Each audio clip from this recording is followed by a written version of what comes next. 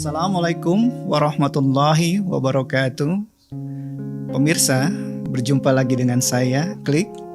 Kita akan berbincang-bincang mengenai hal-hal yang aktual yang terjadi di masyarakat kita, hal-hal yang viral yang terjadi di media sosial, dengan pandangan yang luas, cerdas, ilmiah, dan menarik tentunya. Bersama guru kita, Ustadz Adi Hidayat. Kita sapa dulu beliau. Assalamualaikum, Ustadz. Waalaikumsalam warahmatullahi wabarakatuh. Sehat, Ustadz? Alhamdulillah, Masya Allah. Gimana Mas Klik, sehat? Sehat, alhamdulillah. Saya senang cerah sekali wajah Ustadz saat ini dengan penuh senyum. Ya, alhamdulillah. Ya, harapan terbesar kecerahan wajah di dunia itu menampilkan keberbinarannya saat di akhirat. Masya Allah. Karena ada wajah orang-orang yang saat kembali kepada Allah dia begitu berbinar, begitu luar biasa gembiranya. Kan berbinar itu menggambarkan keadaan atau ekspresi bahagia yang sangat dalam. Ternyata bukan karena masuk surganya.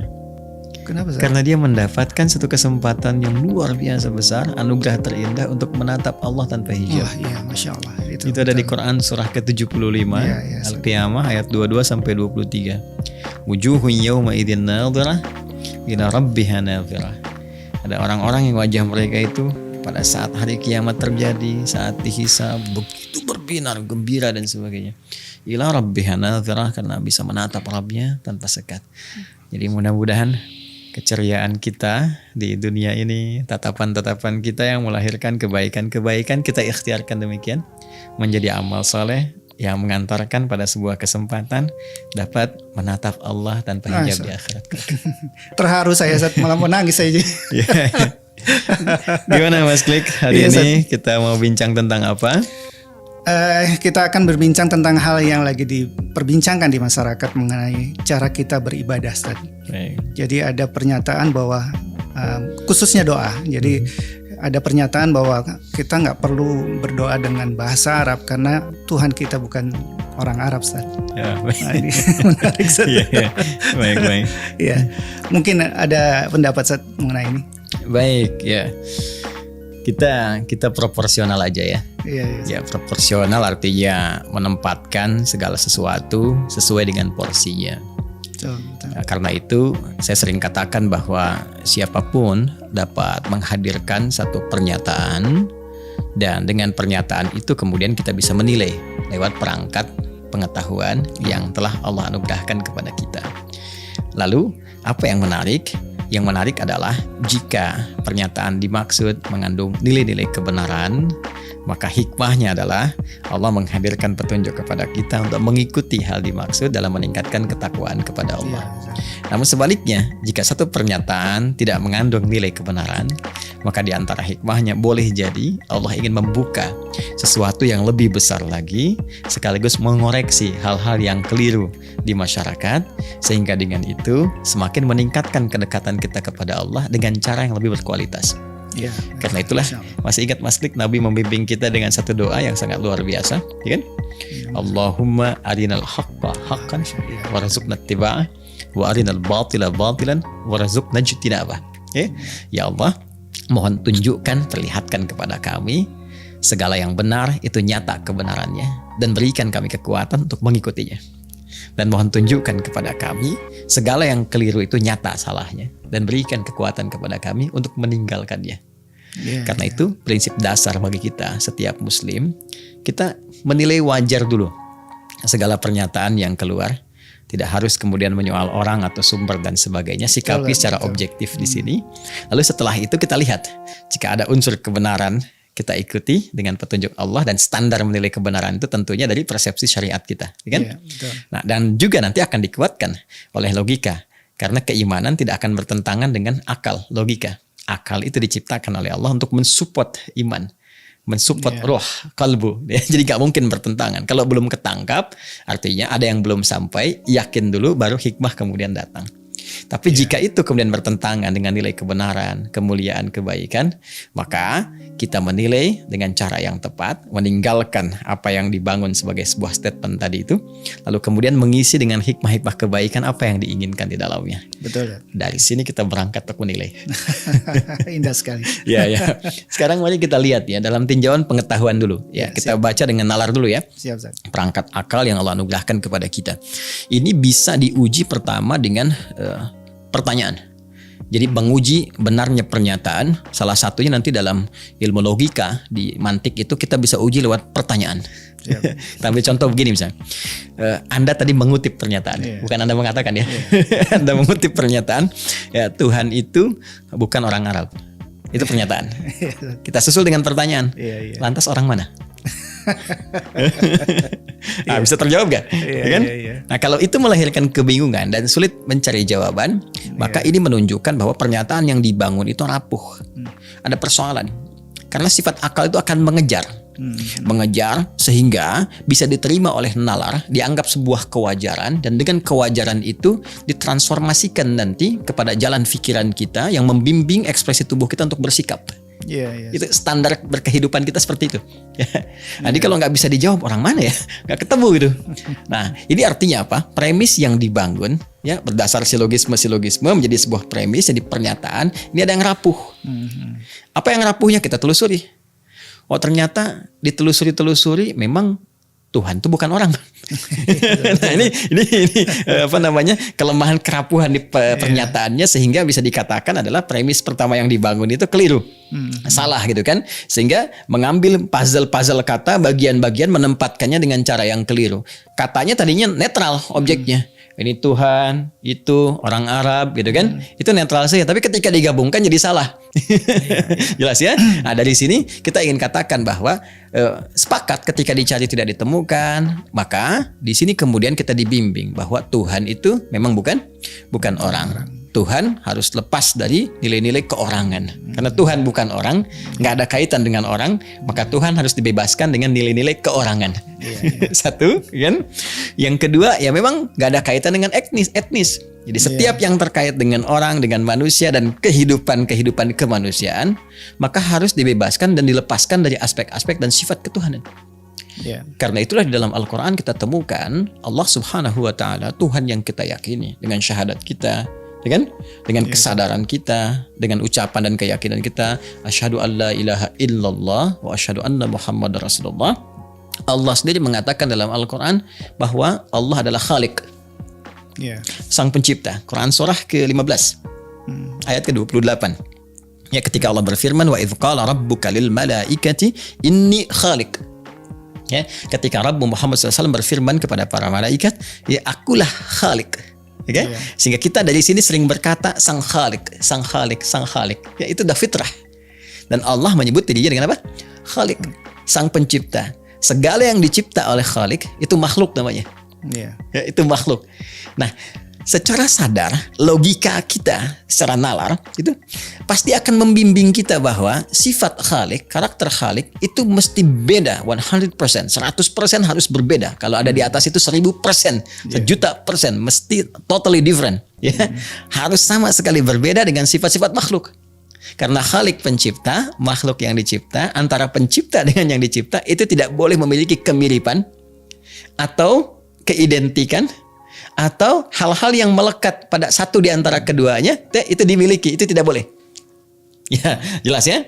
Karena itu kita memiliki kaidah dalam Al-Qur'an yang sangat jelas. Quran surah Asy-Syura, ya, surah ke-42 ayat yang ke-11. Ya, ketika Allah menyampaikan laisa kamitslihi syai', ya, laisa kamitslihi syai' wa huwas sami'ul basir.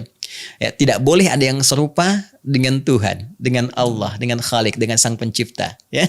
Jadi itu standar dasar. Jadi kalau Tuhan kuat, maka kekuatannya tidak boleh disamakan dengan makhluk. Ya, makhluk harus lebih lemah dibandingkan dengan Tuhan. Itu sifat dasarnya.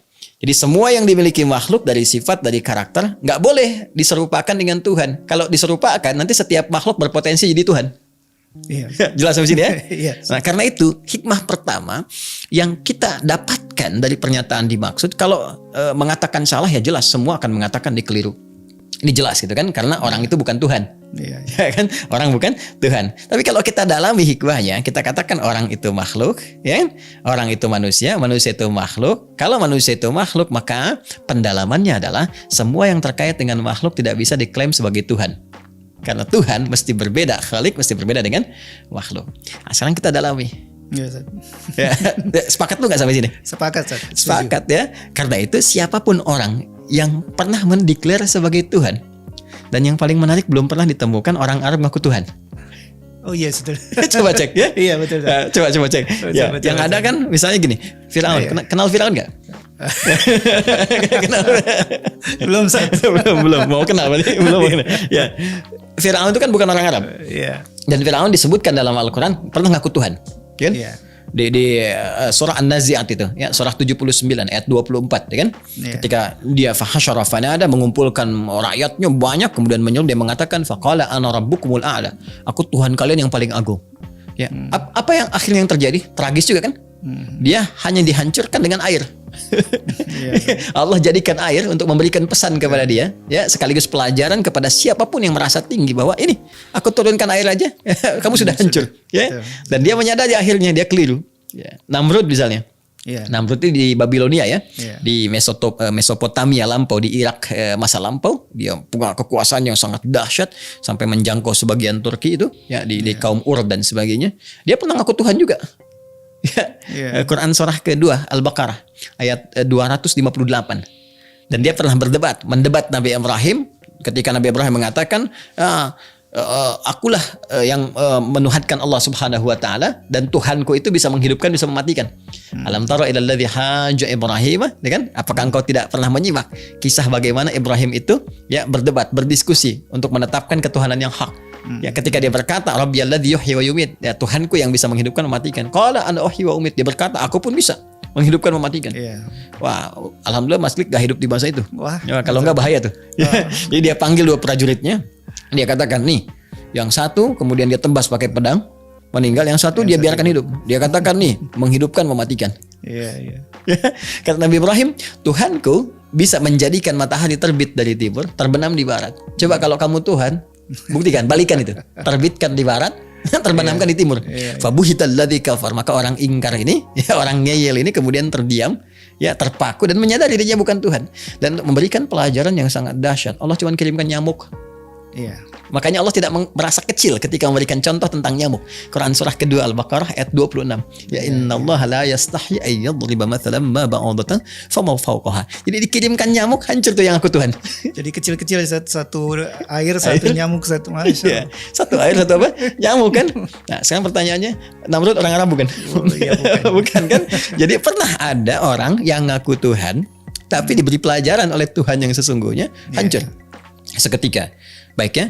Nah, karena itu Allah ingin memberikan kesan kepada kita bahwa semua hal-hal yang terkait dengan keorangan, kemanusiaan, kemakhlukan itu tidak bisa kemudian sedikit pun diserupakan atau didekatkan pada sifat-sifat ketuhanan. Karena itu, kalau kita sudah sepakat sampai di sini, berarti kita juga sepakat bahwa semua yang terkait dengan sifat-sifat Tuhan mesti beda total dengan sifat-sifat makhluk. Sepakat nggak? Sepakat, Ustaz. Oke. Kalau Tuhan kuat, kekuatannya harus sama atau tidak dengan makhluk? Jelas tidak sama. Tidak sama ya? Oke. Kalau makhluk berpasangan, Tuhan berpasangan tidak? Harusnya tidak. Harusnya tidak kan? Jadi ya harusnya memang tidak. Karena kan harus beda. Kan kita sepakat harus beda. Kalau sama atau ada kemiripan, berarti makhluk berpotensi di Tuhan. Ini jadi salah. Kan kita menuhankan itu karena kita mengetahui bahwa ini sungguh di luar ya kemampuan kita, di luar kekuatan kita, maha segalanya. Karena itu kita menuhankan. Kalau tidak, untuk apa kita menuhankan? Ya, kalau ada satu potensi di makhluk, ya kekuatan-kekuatan, ya lantas kemudian diserupakan dengan Tuhan, maka makhluk bisa berpotensi di Tuhan. Itu berbahaya. Ya, itu telah ditepis oleh Allah Tuhan yang sesungguhnya. Oke, kita kembali. Laisa kamitslihi syai'. Quran surah 42 ayat 11. Ya kan? Iya. Gak boleh ada yang serupa, yang sama dengan Tuhan. Itu standar dasar. Baik. Kalau manusia berpasangan, waslik berpasangan, ya kan? Laki-laki dengan perempuan, suami istri. Hewan ada pasangan nggak? Berpasangan. Baik. Jantan, betina. Tumbuhan? juga dengan Putih, caranya. benang sari, gitu kan? Bahkan kehidupan juga warna berpasangan, Betul, hitam, betul. putih, malam, siang, baik, buruk kan? Betul. Nah, semua itu makhluk kan? Iya. Berarti kalau makhluk berpasangan, Tuhan nggak boleh berpasangan kan? Iya. Quran surah 51 ayat 49. Wa min kulli syai'in khalaqna zawjaini la'allakum tadhakkarun. Dan semua yang aku cipta, kata Allah, semua aku jadikan berpasangan supaya kalian sadar cuma aku yang tidak punya pasangan. Iya. Yes? Nah, yang tidak punya pasangan, satu-satunya yang tidak punya pasangan, tidak punya turunan disebut ahad namanya. Iya. Ya, jadi dia harus maha. Ya, Tuhan itu harus maha, harus tunggal, harus satu. Kalau satu tunggal itu bahasa singkatnya apa namanya? Apa? Bahasa Indonesia yang singkat padat, esa kan? Esa. Ya kan? Berarti kalau dia esa, dia tunggal, harus maha kan? Iya. Karena maha nggak boleh ada dua, ada tiga, nggak boleh bercabang. Maha itu kan artinya harus dimiliki segalanya di satu titik itu. Iya. Ya, kalau kita katakan Tuhan yang Maha Esa, artinya Maha Tunggal, Maha Satu. Karena itu kita orang Islam di Indonesia memahami Pancasila, ketuhanan yang Maha Esa itulah sifat ketuhanan yang benar. Kenapa? Harus satu, nggak boleh bercabang, nggak boleh berketurunan dan sebagainya. Iya. Sepakat seperti itu? Sepakat. Ustaz. Baik ya, bahasa Arabnya disebut ahad namanya. Jelas ya? Iya. Oke, yang kedua. Kalau sifat, kan tadi orang ya, disebutkannya orang kan tadi. Iya. Baik, orang itu manusia kan? Iya. Ustaz. Baik, manusia menikah tidak? Menikah. Oke. Umumnya fitrahnya ada pernikahan, ya kan? Keberpasangan, melahirkan keturunan berarti ya? Iya. Ustaz. Baik, berarti manusia berpotensi melahirkan. Iya. Berarti dari melahirkan itu lahir apa? Keturunan. Keturunan manusia lagi kan? Manusia lagi. Berarti ada yang dilahirkan ya? Iya, betul. Sifat manusia melahirkan, dilahirkan. Sifat orang. Iya. Kita sepakat di awal tadi Tuhan bukan orang. Iya. Berarti Tuhan itu boleh melahirkan tidak? Nggak boleh. Ustaz. Nggak boleh kan? Kenapa? Karena melahirkan sifat siapa? Sifat manusia. Sifat Ustaz. manusia, sifat orang. Ya, Iya, karena sifat Tuhan bukan orang, maka Tuhan tidak boleh Iya. melahirkan. Sekarang kalau Tuhan nggak boleh melahirkan, Tuhan boleh nggak dilahirkan? Nggak boleh juga. Kenapa? Kalau dia dilahirkan berarti ada Sifat orang. Sifat orang. Kan kita sepakat di awal bahwa Betul. Tuhan itu harus beda, totally different, ya kan? Harus beda 100% dengan makhluk. Iya. Karena Tuhan itu beda, maka nggak boleh sama dengan keadaan makhluk. Iya. Jadi kalau makhluk manusia orang itu melahirkan dan dilahirkan, maka Tuhan tidak boleh melahirkan dan tidak boleh hasil dari proses kelahiran. Iya. Jelas kan? Iya, Ustaz. Baik ya. Sekarang saya uji lagi nih. Kan kita bicara orang. Iya, Ustaz. Ya. Sekarang gini. Manusia itu bisa berdiri sendiri nggak? Tidak. Beraktivitas sendiri gitu kan? Menghadirkan segalanya sendiri. Dia butuh orang lain nggak? Butuh orang lain. Berarti punya sifat sosial kan? Betul. Berarti butuh teman, Betul. butuh bantuan. Iya. Ini menunjukkan apa? Dia lemah kan? Betul. Berarti dia butuh bersekutu. Betul. Ya kan? Dia butuh berserikat. Karena dia makhluk sosial kan? Yes, Walaupun dalam prakteknya sosial itu ada yang benar, ada yang salah. Yang benar saling membantu, yang salah itu ada yang sok dan ada yang sial. Iya kan? Baik. Iya, Manusia butuh bantuan, manusia butuh berserikat, manusia butuh saling berkomunal, ya kan? Untuk mewujudkan satu keinginan atau harapan-harapan yang ingin diraih. Gak bisa berdiri sendiri. Kalau itu sifat manusia, berarti Tuhan gak boleh seperti itu. Iya, Ustaz. Tuhan tuh gak boleh ada partner. Iya. Kalau ada partner bukan Tuhan namanya. Iya. Kan yang berinisiasi atau yang secara fitrah itu berkecenderungan punya partner itu manusia. Manusia. Orang, ya kan? Karena dia butuh itu untuk memenuhi kebutuhan-kebutuhan hidupnya, ya, capaian-capaian yang ingin dia hadirkan dalam kehidupan. Iya. Maka Tuhan tadi harus beda. Dia nggak boleh punya partner, nggak boleh punya serikat. Karena dasarnya Tuhan mesti beda dengan orang. Khalik mesti beda dengan makhluk, ya. Nah, jadi kalau kita ingin menanggalkan semua sifat-sifat ketuhanan dari kemanusiaan, dari keorangan, kita tanggalkan semuanya.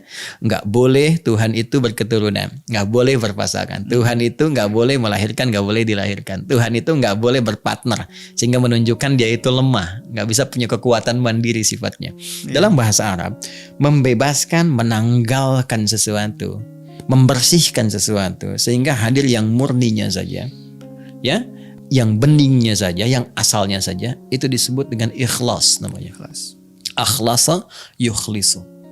Ya, akar awalnya adalah khalasa. Khalasa itu sesuatu yang bening, bersih, nggak bercampur dengan apapun. Orang Arab mengatakan hadzal ma'ul khalis. Ini air yang bening. Bukan air putih. Kalau air putih pakai susu. Saya pengen air putih Ustaz, ya kasih susu. Air bening yang bening bersih itu ma'ul khalis namanya. Al-ma'ul khalis. Kalau kita ingin membersihkan air misalnya yang bercampur, taruhlah ada kopi misalnya atau ada pasir macam-macam, kita ingin bersihkan dengan proses kimia tertentu sehingga muncul beningnya saja, maka orang Arab menambahkan hamzah berharakat fathah di depannya. Ya, dari kata khalasa, kata kerja asalnya, tambah hamzah harakat fathah, maka kha-nya jadikan sukun, jadi akhlasa. Akhlasa yukhlisu. Sifat keadaannya yang bening, yang bersih, yang gak bercampur dengan apapun lagi disebut ikhlas namanya. Al-Quran di surah ke-112, surah yang langsung Allah turunkan satu surah sekaligus, ya kan? Diberi nama dengan Al-Ikhlas, ada alif lamnya di situ.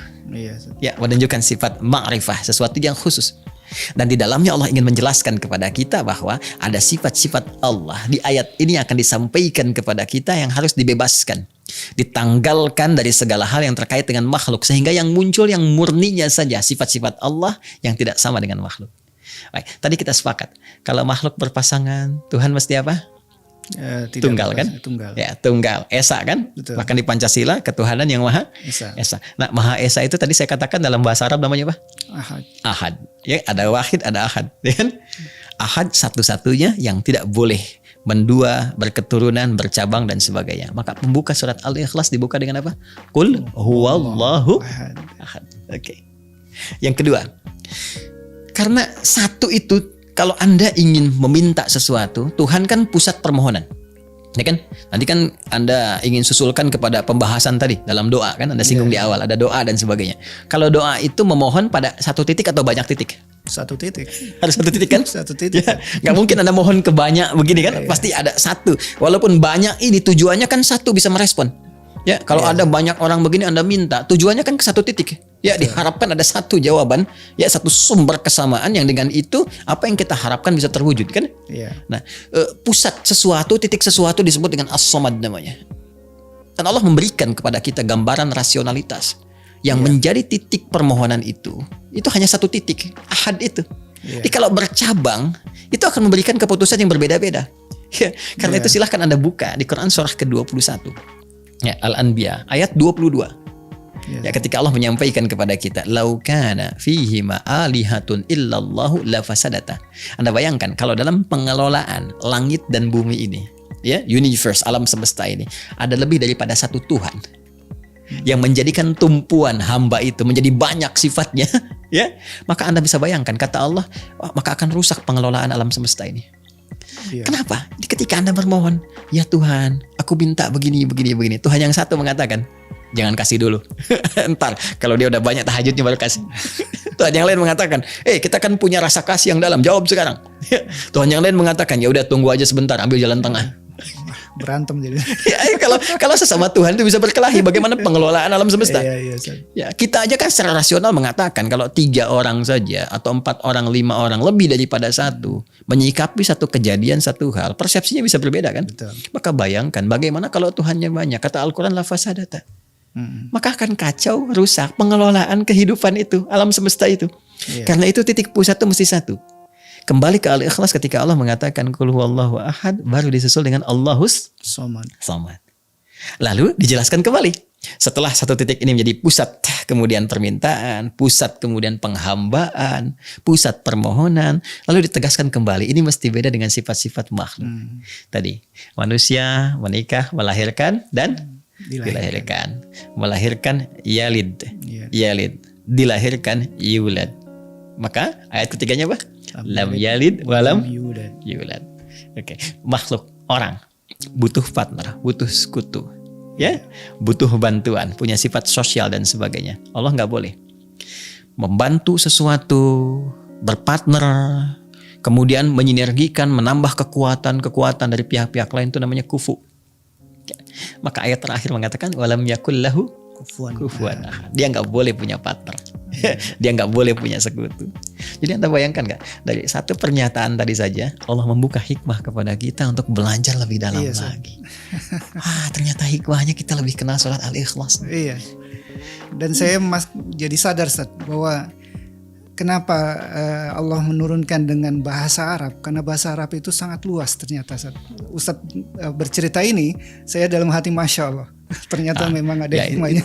Sebelum sampai ke sana, kita tajamkan dulu tuh yang tadi itu. Jadi ketika ada pernyataan Tuhan bukan orang Arab dan kita kejar dengan logika, kita bahas sifat-sifat orang, lalu kita kaitkan itu untuk menilai sifat-sifat Tuhan dan sebagainya, dan puncaknya nggak boleh ada keserupaan. Lalu dalil Qur'annya ada, laisa kamitslihi syai', logikanya ditampilkan, sampai puncaknya kita menyadari. Sekarang pertanyaan besarnya, kenapa pembahasan ini mesti hadir? Karena jangan-jangan masih ada yang menuhankan orang. Iya, Ustaz. Iya. Sedangkan kita secara akal menyadari bahwa Tuhan tuh nggak boleh sama dengan orang. Iya, kan tadi di awal kita mengatakan Tuhan itu bukan orang, kan? Lantas dibahas sifat orang begini, sifat Tuhan begini. Al-Quran menampilkan. Jangan-jangan di era kekinian pun masih ada yang menuhankan orang. Jadi kalau ada yang menuhankan orang berarti sudah nggak masuk akal, ya kan? Kan nggak boleh sama itu. Nah, itu kinerja akal ya. Ini argumentasi pengetahuan. Ya, argumentasi pengetahuan yang tentunya bisa diuji. Ya, dan indahnya Al-Quran itu menampilkan secara objektif, bahkan mengajak, bahkan men-challenge, silahkan menguji. Secara logika silahkan, secara nas kalau ada ingin bandingan dengan yang lain silahkan, sampai menemukan titik kesimpulan mencari kebenaran, bukan ingin menetapkan sebuah pembenaran pada apa yang diyakini, tapi mencari kebenaran sehingga melahirkan keyakinan paripurna.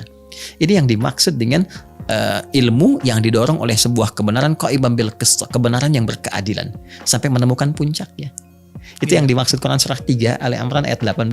Syahidallahu annahu la ilaha illa huwa wal malaikatu wa ulul ilmi qa'iman bil qist. Orang-orang yang memanfaatkan potensi keilmuannya, perangkat pengetahuannya untuk mencari kebenaran dengan dasar yang berkeadilan akan menemukan kebenaran yang sejati. Ya, dan ketika titik itu disadari, kita akan menemukan kebenaran yang sesungguhnya. Ya. Karena itu saya ingin mengatakan bahwa di titik ini ada hikmah besar yang boleh jadi dibentangkan oleh Allah sebagai anugerah kepada kita semua untuk memperbaiki pola kita, dan pada akhirnya pola keyakinan kita, pola berketuhanan kita tetap dengan tampilan yang sangat indah, uraian yang sangat objektif. Allah masih menyampaikan dengan sangat luar biasa kasih sayangnya. Perhatikan kalimatnya, la ikraha fiddin, lakum dinukum waliyadin. Kalau engkau sudah menemukan kebenaran pun, ya silahkan memilih, nggak dipaksa kok. Coba dalam Al-Quran kita temukan itu, Al-Baqarah ayat 256, la ikraha fiddin, nggak ada paksaan ya untuk masuk ke dalam ad-din. Ad-din yang dimaksudkan Islam, Quran surah 3 ayat 19, inna ad-dina indallahil Islam. Kemudian apa lagi? Lakum dinukum waliyadin. Silahkan Anda yakini apa yang Anda yakini, kami meyakini apa yang kami yakini. Ya kan? Setelah itu silahkan saling menghormati tanpa harus mengganggu, tanpa harus ikut-ikutan. Tapi ketika pulang kepada Rabb yang hak, Tuhan yang hak, masing-masing membawa pertanggungjawabannya sendiri. Objektif gak? Objektif. Indah gak? Ya? Indah. Coba ditampilkan dengan logika, ditampilkan dengan dalil-dalil, dibuktikan dengan realitas dalam kehidupan, disampaikan jalur kehidupan pedoman yang sangat lengkap, yang sangat terukur. Setelah itu pun ketika menemukan kebenarannya, silahkan pilih. Tidak dipaksa, tapi masing-masing pulang membawa konsekuensi sesuai keyakinan. Jelas ya? Kalau sudah ini kita perjelas, baru kita masuk ke bahasa Arab. Ini jadi pelajaran akidah kita sekarang. Masya penting. Alhamdulillah di Mira kita bahas ini. Jadi kalau ngaji di Mira yang tiap subuh itu kita bahas, ini sudah hantam insya Allah. Bahkan ada ujian. Dalam sekali. Ya, sekarang gini, Mas Klik, sekarang saya yang tanya nih. Anda kan sering mengklik. Anda sering mengklik saya, makanya disebut Mas Klik gitu. Sekarang kenapa sih, gitu kan? Dalam ibadah itu kita menggunakan bahasa Arab. Ya kan? Sholat pakai bahasa apa? Arab. Adzan pakai bahasa apa? Arab. Quran bahasa apa? Arab. Kenapa harus bahasa Arab? Nah itu yang mau saya tanya ke Ustaz. Oke, iya kan?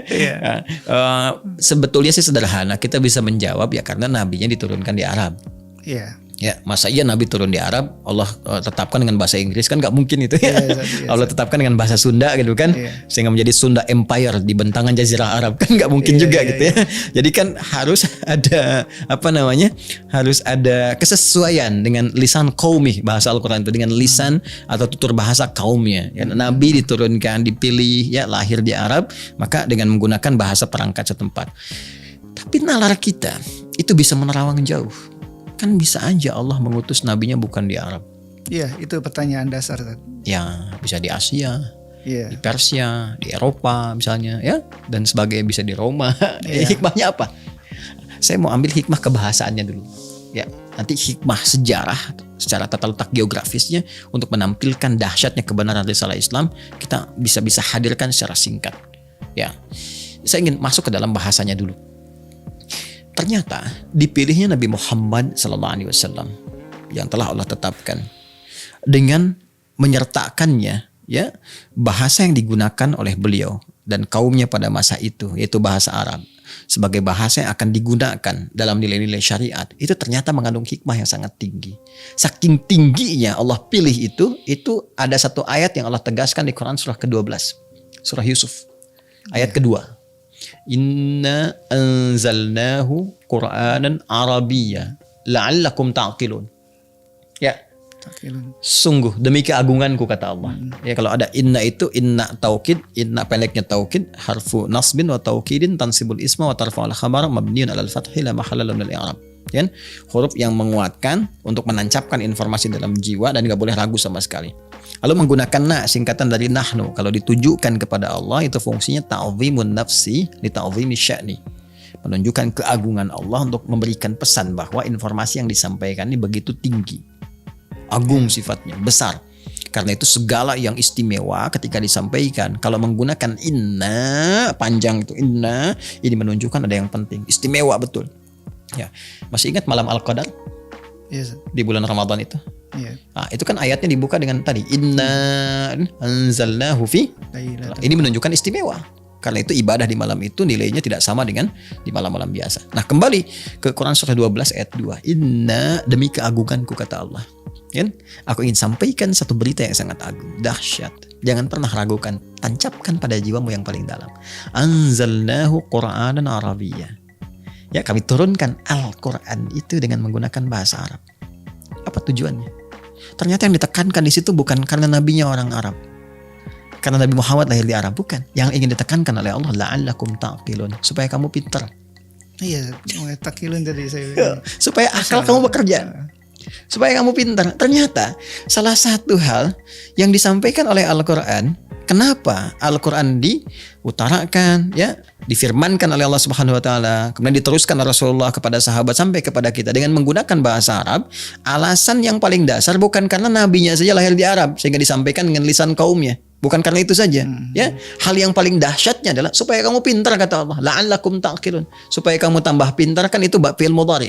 Mudhari itu terus berkelanjutan, progresif, present continuous future. Ya, sehingga kamu makin pintar. Dengan bahasa Arab kamu makin pintar, kata Allah kan. Akal kamu makin bekerja, makin terstimulus, ya, terstimulus untuk menganalisis, untuk menghasilkan hal baru dan sebagainya. Dan silahkan coba riset. Ternyata kalau kita bandingkan bahasa 1, 2, 3 dengan yang lainnya, bahasa Arab itu memang luar biasa. Ya, ini terlepas dari persepsi yang lain ya. Kita orang Indonesia, tentu kita menggunakan bahasa Indonesia, bahasa persatuan, kan bahasa kebangsaan kita, dan kita berbangga dengan menggunakan bahasa Indonesia sebagai warga negara Indonesia. Tapi objektivitas kita ketika kita membandingkan, menilai, dan ingin melihat bahasa Arab, karena di soal kita jelaskan. Bahasa Arab itu, kalau kita kemudian riset, karena saya sarjana bahasa Arab. Saya mendalami bahasa Arab karena mencintai Al-Quran. Untuk mengetahui keagungan Al-Quran, saya belajar bahasa Arab. Al-Imam Asy-Syafi'i mendalami puluhan tahun bahasa Arab untuk memahami betapa indahnya gitu bahasa Quran, mengetahui hukum dan sebagainya. Saya berikan beberapa contoh. Pertama, bahasa Arab menjadi istimewa karena menjadi satu-satunya bahasa yang semua hurufnya itu keluar dari semua tempat penyimpanan huruf dalam tubuh kita. Iya, betul. Di dalam diri kita ini kan ada suara yang keluar. Ya, suara yang keluar itu disebut bunyi, ya kan? Bunyi itu kan sumbernya ada tempat suara, ada pita suara dari dalam ini. Terus pita suara itu kan ketika disupport oleh udara masuk, beredar dalam tubuh kita melalui rongga tertentu, ya. Nanti ada pita suara mencerna itu, keluar kan dari lisan kita, keluar jadi bunyi. Dari bunyi kalau bermakna kan jadi kata-kata, jadi kalimat dan sebagainya, itu kan? Itu kan melewati beberapa tempat. Semua tempat-tempat itu ketika dilewati oleh bunyi tadi akan mengeluarkan ciri khas. Ciri khas itu yang kemudian menjadikan satu dengan yang lainnya bunyi bisa berbeda. Dan itu ada 17 tempat. 17 tempat itu terwakili oleh huruf-huruf yang menyulam bahasa Arab. Yang kita sebut hijaiyah itu. Huruf itu dari bahasa Arab. Huruf itu jamak dari kata harfun, jamaknya huruf, ya kan? Tempat keluar disebut makhraj, jamaknya disebut makharij. Maka di bahasa Arab kita kenal makharijul huruf. Yeah. Dari mulai udara masuk ke dalam ke sini, diolah di dalam, maka disebut dengan harful hawa. Tempatnya nanti di rongga yang paling dalam. Maka ada a, ada ha. Kalau naik ke atas lagi, misal dengan cepat saja. Di sini misalnya, nah, di sini ada ha, ada ain, a, gitu kan? Halak, gitu kan? Nah, ini di kerongkongan kita di sini ada halak, a, ha, ya. Naik lagi ke atas lagi misalnya ada ghain, gha, ada qaf, ya. Sampai ke bibir, sampai ke sini masih ada tuh mim, ya, mim, waw, ba. Itu ada di sini. Itu semua tempat dijelaskan. Dan dahsyatnya, walaupun setiap huruf keluar dari tempat yang sama, ha dengan ain makhrajnya sama, kan? Mim, waw itu makhrajnya sama, ya, dari bibir. Ha kemudian ain dari sini, dari wasatul halak di tengah-tengah tenggorokan di sini, ya. Tapi ciri khasnya berbeda, jika keluar bunyinya nggak sama. Ha, ya kan? Ha, beda kan? Betul. Nah, itu disebut sifat namanya. Karakter sifat yang membedakan huruf satu dengan yang lainnya. Di Arab ada makharijul huruf, ada sifat huruf. Ya, sehingga kalau Anda belajar tajwid kan, kita pelajari itu kan? Ya, makharijul huruf ada sekian, sifat huruf ada sekian. Kita temukan yang tebal, yang tipis, yang ada udaranya tersaring, yang keluar kemudian semuanya. Itu ditemukan dalam bahasa Arab. Silahkan Anda cari ungkapan-ungkapan. Kita hanya kenal konsonan vokal, tapi di bahasa Arab sampai kedalaman bagian tubuh kita itu digali. Betul. Satu. Yang kedua, bahasa Arab itu ketika dia digunakan sebagai bahasa komunikasi, dia mampu bertahan tanpa adanya penyempurnaan. Sehingga tidak dikenal dengan ejaan yang disempurnakan. Ya. Coba saya katakan kepada Anda, anta. Anta itu artinya apa? Kamu gitu kan? Baik. Untuk laki-laki, anti untuk perempuan. Oke? Dari zaman Abu Jahal sampai abu-abu yang sekarang, kalaupun banyak abu misalnya gitu kan, itu anta ya anta aja, ya anta ya anta aja, jadi ente aja karena orang kita di sini, anta ya anta, sekarang dulu anta, sekarang anta, 15 abad, kamu, ya kan? Wah, kamu, jadi apa lagi tuh? Kamu bayangkan berproses, sekarang malah di milenial jadi elu. Saya jadi aneh, jadi gue, jadi macam-macam, gitu kan? Dan banyak kalimat. Anda lihat saja, ulama ya dengan ubaru kan beda. Ulama kan oe, ubaru kan begini kan. Kemudian DJ itu kan sekarang sudah nggak ada DJ kan. Yang J pengganti Y sekarang sudah pakai Y. Itu ejaan yang disempurnakan. Karena itu salah satunya apa? Kenapa bahasa Arab dipilih menjadi bahasa Al-Quran, ditetapkan menjadi bagian ya yang disampaikan untuk bisa menghadirkan nilai-nilai Quran, firman Allah Subhanahu wa taala. Dan bukan sekedar nabinya orang Arab, tapi ternyata hikmahnya penjagaan terhadap Al-Quran. Supaya nggak ada revisi-revisi pada Quran. Jadi orang-orang yang ingin merubah Quran ketahuan. Karena nggak bisa direvisi. Alif Lam Mim dari dulu sampai sekarang alif lam mim aja. Coba Anda lihat, alif lam mim kan di Al-Baqarah. Ya, di Alam Nashrah kan hurufnya sama, alif lam dengan mim, tapi kan nggak pernah dibaca alif lam mim. Yang itu alam nashrah laka sadrak, alam tara kaifa fa'ala rabbuka bi ashabil fil. Yang ini alif lam mim, Ali Imran alif lam mim, ya kan? Jadi ini juga membuktikan bahwa Quran itu firman, mukjizat, bukan rekayasa Nabi. Karena kecenderungan manusia kalau ingin menyampaikan dari huruf yang sama, kalimat yang disusun dari huruf yang sama, tentu akan sama pengucapannya. Tapi yang satu alam, yang satu alif lam mim, ya kan? Nah, jadi hikmah yang pertama tadi saya katakan, ya kan, bahasa Arab itu mengakomodir semua tempat keluarnya huruf. Bahasa Arab itu bahasa yang konsisten, yang tidak berpotensi tidak mengalami perubahan-perubahan dari segi lafaz-lafaz sampai dengan kemudian ke maknanya. Bahkan maknanya bisa meluas, kan, sesuai dengan keadaan, tapi katanya nggak berubah. Bisa nggak Anda temukan itu di bahasa-bahasa lain? Nggak bisa. Rasanya sulit. Makanya Al-Quran terjamin kebenarannya, tidak ada perubahan dari awal diturunkan sampai sekarang. Salah satunya apa? Perangkatnya bahasa Arab. Silahkan cek. Dan Allah menjamin itu. Quran surah ke-15 Al-Hijr ayat 9. Inna nahnu nazzalna dzikra wa inna lahu lahafidhun. Kami turunkan Al-Quran sebagai pengingat supaya kalian ingat. Ini firman Allah. Supaya kalian ingat, ini pedoman. Supaya kalian ingat bahwa ini adalah gambaran petunjuk kehidupan kita. Wa inna lahu lahafidhun, dan kami yang jaga. Di antara penjagaannya menggunakan bahasa Arab. Ya, 2. Mau tambah lagi? Silakan, Ustaz. 3. Ya, bahasa Arab itu bahasa yang sangat unik. Karena dari turunan bahasa-bahasa ini, itu bisa kita menggali satu makna-makna tertentu yang dari makna ini bisa melahirkan cabang-cabang pengetahuan. Saya ambil contoh. Misal, pernah dengar syair? Iya. Syair ya? Nah, syair-syair disampaikan oleh pujangga, diserap dalam bahasa Indonesia jadi syair kan? Syair. Itu syair. Dulunya orang dengan bahasa saja. Dia bisa bikin syair dengan turunan-turunan bahasa Arab tadi, dengan formula-formula tertentu. Kalau orang-orang dulu zaman-zaman jahiliyah sampai awal masa-masa Nabi Muhammad SAW itu insting mereka langsung bisa bikin syair. Ya, ada intonasinya, ada iramanya, ada macam-macam dari bahasa itu. Iya.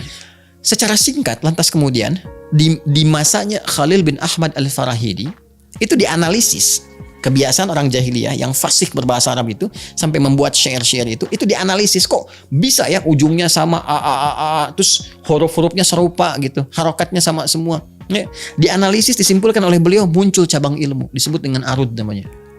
Arud. Ya, arud itu salah satu ilmu di bahasa Arab ya yang menganalisis kebiasaan orang Arab bertutur sehingga melahirkan syair yang dengan itu mengeluarkan formula sebanyak 16 formula. Disebut dengan bahr namanya. Maka muncul apa yang disebut dengan bahr tawil. Tawilun lahudunal bukhuri fadailu fa'ulun fa'ilun fa'ulun mafa'ilu. Analisisnya dari mana? Syairnya Imrul Qais. Kifa nabki min dzikra habibin wa manzili bisaqtuli wa bainad dakhuli fahaumali. Ada rajas, mustaf'ilun mustaf'ilun mustaf'ilun mustaf'ilun mustaf'ilun mustaf'ilun. Bisa diterapkan sautus safiril bulbuli hayya qalbi thamili al-ma'u wa zahru ma zahrul lahdil muqali wa anta sayyidali wa sayyidi wa maulali fakam tayyimuni ghazailun uqayqali qataftuhu min wajatin fi hadar rajuli faqala la faqad ghada muharwili. Terus demikian seterusnya ya. Nah, yang menarik apa? Ketika mengetahui formulasi ilmu ini dari tuturan orang Arab berbahasa Arab, diambil jadi formulasi ilmu. Dari formulasi keilmuan ini bisa digunakan untuk bisa merangkum ilmu-ilmu yang sudah ada. Jadi kalau kita ingin menguasai satu ilmu, itu tinggal dijadikan sebuah syair menggunakan formula ini. Contoh apa? Gramatikal bahasa Arab itu kan banyak. Ada nahwu, ada sorof, ada macam-macam dan sebagainya. Itu kan banyak tuh teori-teorinya. Dikumpulkan dengan menggunakan ilmu arud ini, jadikan nazam, jadikan syair. Ada 1002 bait kurang lebih. Dikenal dengan nama alfiyah. Kalau kita kuasai dengan alfiyah itu menggunakan rumusan ilmu arud ini, itu lebih cepat paham bahasa Arabnya, kaidah-kaidahnya. Ya, maka muncullah kemudian misalnya Ibnu Malik menulis bait-bait syair, menghadirkan bait ini kurang lebih 1002 bait. Maka dikatakan kalamun lafdhun mufidun kastaqim wasmun wa fi'lun thumma harfun lil kalim wahiduhu kalimatun wal qawlu am wa kalimatun biha kalamun qad yu'am. Orang yang ingin belajar gramatikal bahasa Arab tinggal belajar bait ini, dia hafalin, dia paham. Itu baru gramatikal bahasa Arab. Nanti ada alfiyah di ilmu hadis. Imam As-Suyuti punya alfiyah ilmu hadis. Nanti ada lagi bait-bait sampai ke qiraat. Ya, sampai qiraat ada baitnya. Ulama hadis ada baitnya. Ya, bab-bab yang lain pun dikumpulkan jadi bait-bait itu. Itu memudahkan. Dari mana? Bahasa Arab. Dari sini melahirkan irama. Karena nanti syarat bikin syair itu salah satunya ada iramanya. Maka muncul do re mi fa sol la si do. Do re mi fa sol la si do itu dari notasi bahasa Arab asalnya. Ya, dal, ra, mim, fa, sod, lam, mim, dal. Di copy paste nanti. Jadi notasi musik. C, D, F, G, A, B, C, G, A, B, C, D, F, G, D, F, G, A, B, C, D, A, B, C, D, F, G, A, F, G, A, B, C, D, E, B, C, D, E, F, G, A, B, F, G, A, B, C, A, F, G, A, B, C. Saya enggak suka musik ya, tapi saya hafal gitu. Saya tahu karena saya belajar untuk teori-teori itu guna meriset apa hukum musik, apa ini, apa itu. Jadi kita pelajari itu semua. Nah, itu baru 3. Dan udah melahirkan banyak hal gitu. Ya, bisa jadikan rumusan keilmuan. Makanya orang Arab dulu kalau ingin mengetahui sesuatu, dia bikin syair. Ya, melihat Mas Klik aja itu bisa bikin syair sendiri. Ya, itu bisa bikin syair sendiri itu. Makanya Umar bin Khattab itu memberikan satu gambaran kepada kita sampai ulama-ulama menyitir banyak pernyataan beliau. Kalau ingin tahu keilmuan orang-orang Arab, lihat syairnya. Bahkan lebih tajam lagi kalau kita ingin tahu ada kejadian apa 150 tahun sebelum Nabi lahir, ya, suatu sore di tempat A, lihat syair orang Arab yang sedang ada di situ. Ya. Nah, karena itu orang-orang yang bersyair, para penyair itu sangat dihargai di masa jahiliyah dulu. Sampai syair yang terbaiknya ditulis dengan tinta emas, digantungkan di Ka'bah. Yang kelak diganti dengan kain kiswah bertuliskan kaligrafi Quran itu. Iya. Nah, jadi kalau Anda bertanya kenapa harus dengan menggunakan bahasa Arab, salah satunya itu, ya, bukannya salah satu itu, salah tiga ya. Tadi saya sampaikan tiga tuh. Ya, jadi satu tadi udah. Iya. Kedua juga udah, ketiga udah, yang keempat ini yang paling menarik. Ketika dibawa ke dalam nilai-nilai ibadah, itu lebih terasa kehusyuannya dan kenikmatan penunaian ibadahnya akan berbeda. Paling gampang gini lah, jangan dulu masuk ke sholat lah ya, atau bahkan ke Quran, adzan aja. Coba adzan deh. Anda misalnya mau gunakan bahasa apa? Bahasa Sunda. Yes. Ya. Allah anu agung, Allah anu agung. Pakai Betawi, Tuhan gua gede, Tuhan gua gede. Iya. Ya, pakai bahasa Indonesia. Allah Maha Besar, Allah Maha Besar. Iya. Gunakan bahasa Arab. Iya. Allahu Akbar, Allahu Akbar. Bagaimana rasanya kepada jiwa? Iya. Sekarang bawa ke Quran. Iya. Makanya ketika dibacakan Quran dengan bahasa Arab, orang yang nggak tahu bahasa Arab pun bisa nangis, Pak. Iya, betul. Dibacakan dengan benar. Tadi makharijul hurufnya, hukum harakatnya, di mana ada bahasa itu bisa dibahas sampai detil. Harakatnya sekian harokat, fathah, kasrah, dhammah. Dhammahnya kalau bertemu ini jadi begini. Terus kalau ada ketemu huruf mati jadi begini, muncul hukum mad. Madnya dibagi nanti ada jaiz munfasil, jaiz munfasil dengan mad wajib muttasil. Ini sekian harokat, sekian harokat. Ini madnya kalau di ujung ada mad arid lisukun. Di mana ditemukan begitu? Dan ketika aturan itu dipelajari, yang paling dahsyat, Anda benar belajar tajwid, itu menjadikan lisan kita fasih. Fasih. Yes. Makanya kalau orang yang terlatih dari semua makhraj itu berpotensi menguasai bahasa-bahasa yang lain. Itu rahasia yang kelimanya. Jadi kalau kita terlatih mengeluarkan semua potensi di tempat keluarnya huruf, akan mudah kita bicara dengan bahasa yang lain. Makanya kalau bahasa Arab ini dikuasai, ini riset ya. Kita menguasai bahasa Arab dengan benar nih, keluar dari makharijul hurufnya. Anda jangan kira orang Arab semuanya bisa begitu, belum tentu. Gak semua orang Arab bisa bahasa Arab fasih. Apalagi yang kekinian. Ya, kok bisa Ustadz? Ya, semua orang Indonesia aja belum tentu bisa bahasa Indonesia. Betul. Jadi kalau itu dilatih keluar dari semua aspek-aspek tempat keluarnya huruf itu, maka berpotensi mudah menguasai bahasa yang lainnya. Dan ketika dikuasai itu jadi fasih sekali bahasanya. Dia keluarnya itu yang aspek kelimanya. Ya, karena itu kekhusyuan didapatkan ketika Anda baca Al-Qur'an. Ya, Quran surah ke-8 Al-Anfal ayat yang kedua itu, innamal mu'minuna alladzina idza dzukirallahu wajilat qulubuhum wa idza tuliyat 'alaihim ayatuhu zadatuhum imana wa 'ala rabbihim yatawakkalun. Ya, sungguh insan beriman yang sejati itu ada cirinya. Kalau diperdengarkan nama Allah ada getaran dalam jiwanya. Kalau dibacakan ayat-ayat Allah kan Al-Qur'an, bahasa apa? Ya, bahasa Arab. Zadatuhum imana. Imannya jadi bergejolak tuh. Ada kekhusyuan, ada respon. Wa 'ala rabbihim yatawakkalun. Dari situ ada dorongan untuk mendekat kepada Rabbnya. Ya, karena itu beda ketika kita mengucapkan Allahu Akbar. Ya, setelah bacakan ayat, surah, termasuk dalam doa.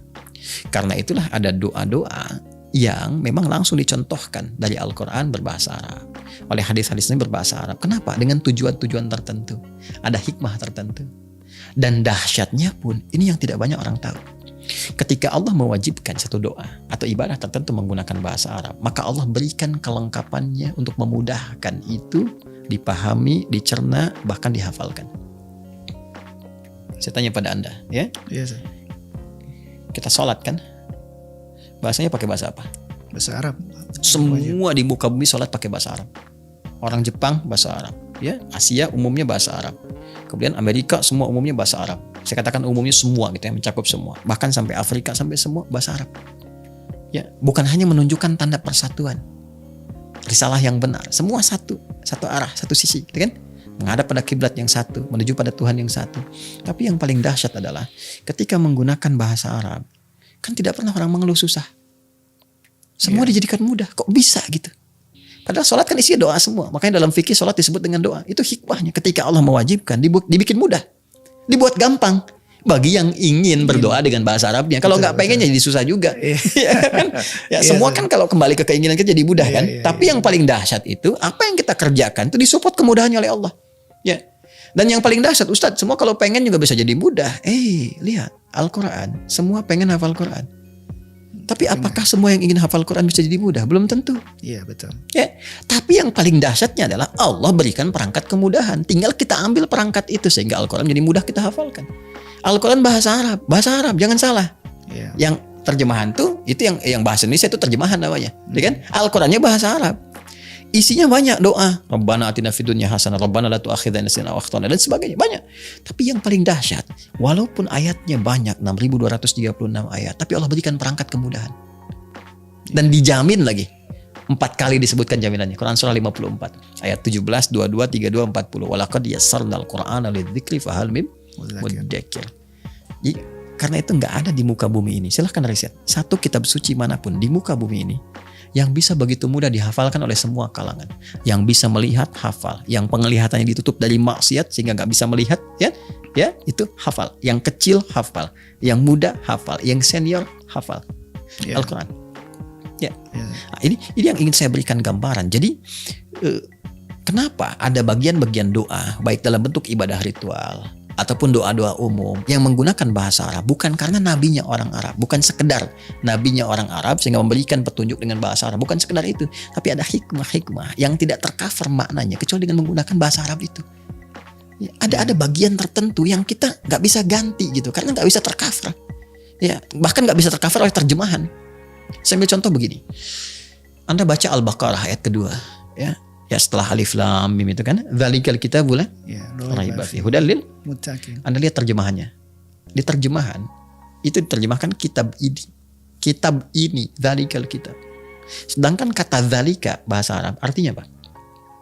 Itu. Ini bahasa Arabnya hadza.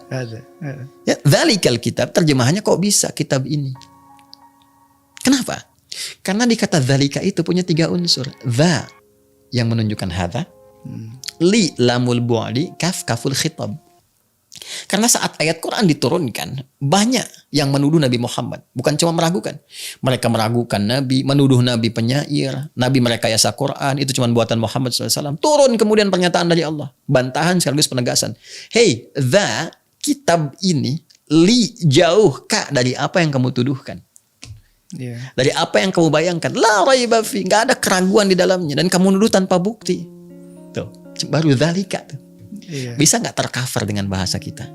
Panjang dan mungkin nggak maknanya lain. Karena itu bahkan kita serapkan bahasa Arab itu untuk bisa mengcover semua makna ini, bahkan dalam nama. Saya Adi Hidayat misalnya. Hidayah itu berapa kan maknanya banyak sekali. Bisa petunjuk, pedoman, kemudahan, kan? Nikmat-nikmat, rahmat, curahan, itu kan banyak sekali di situ maknanya. Kan nggak mungkin saya rubah nama Adi yang mendapat petunjuk, kemudahan, kerahmatan, kebaikan. Berapa banyak karakter yang saya tuliskan? Ada nama misalnya Asep Abdurrahman, terus ganti aja, jangan ke Arab-Araban. Asep hamba Tuhan yang maha pengasih, penyayang, yang kasihnya begitu luas. Kan terlalu banyak di akte. Nah, jadi kalau ada doa-doa tertentu ingin kita panjatkan dan Rasulullah menunjukkan itu, artinya ada hikmah di balik doa itu. Ada sesuatu yang sangat besar, dahsyat, yang kadang-kadang nggak tercover dengan terjemahannya. Dan kita mohonkan dengan bahasa hati kita. Namun di luar apa yang pernah disampaikan, misalnya, boleh juga kita meminta dengan bahasa kita. Sifatnya umum, kalau ingin menghadirkan dengan permintaan kita sendiri. Terlebih kalau kita tidak mengetahui doa-doa yang pernah dibimbingkan dalam Al-Quran ataupun hadis Nabi. Terus kita ingin mohon sesuai kebutuhan kita. Kan juga boleh jadi kebutuhan kita sekarang tidak sama dengan apa yang dibutuhkan oleh orang di masa lalu. Sehingga orang masa lalu meminta kepada Rasulullah tunjukkan doa sesuai kebutuhan mereka. Kebutuhan kita ini nggak sama dengan orang dulu sehingga nggak kita temukan doanya. Boleh kita gunakan bahasa Indonesia. Lantas kita mengambil isyarat-isyarat kebaikan, petunjuk-petunjuk dalam Quran. Seperti apa? Menyebut nama Allahnya. Quran surah ke-17 ayat 110. Qulid Allah awid ar-Rahman ayyammat tad'u falahul asmaul husna. Sebut nama Allah yang sesuai dengan kebutuhan kita. Ya Allah, ya Razzaq, ya Al-Alim. Kita bisa katakan ya Allah, ya Al-Alim. Aku besok mau ujian di kampus. Zaman Nabi kampus di mana? Maka mudahkan ya Allah dengan salah kemudahan yang telah Kau berikan kepada orang-orang soleh sebelumnya, kan? Ya Allah, ya Razzaq, Maha Pemberi rezeki, anugerahkan kekuatan rezeki yang melimpah kepadaku. Besok aku akan ujian untuk masuk perusahaan. Zaman Nabi ada perusahaan apa? Kan? Boleh. Jadi silahkan bisa pakai bahasa Indonesia, hal yang kita butuhkan. Tapi dalam aspek ibadah yang telah tetap dengan menggunakan bahasa Arab, nah, di situ tidak berlaku hukum kreativitas, karena nggak ada hukum relativitas di situ. Jadi hukum relativitas nggak ada, kerelatifan tidak ada. Relatif ini nggak bisa, tidak, tetap gunakan bahasa Arab sesuai dengan petunjuknya. Nah, kemudian di luar itu sesuai kebutuhan kita, silahkan boleh menggunakan bahasa Indonesia umum saja, tapi juga tidak harus kita kemudian menampilkan statement-statement tambahan yang justru mereduksi nilai-nilai kebaikan dari apa yang kita harapkan. Iya. Kurang lebih demikian. Ya, malah bahasa Arab itu memperkaya banyak bahasa, termasuk bahasa Indonesia.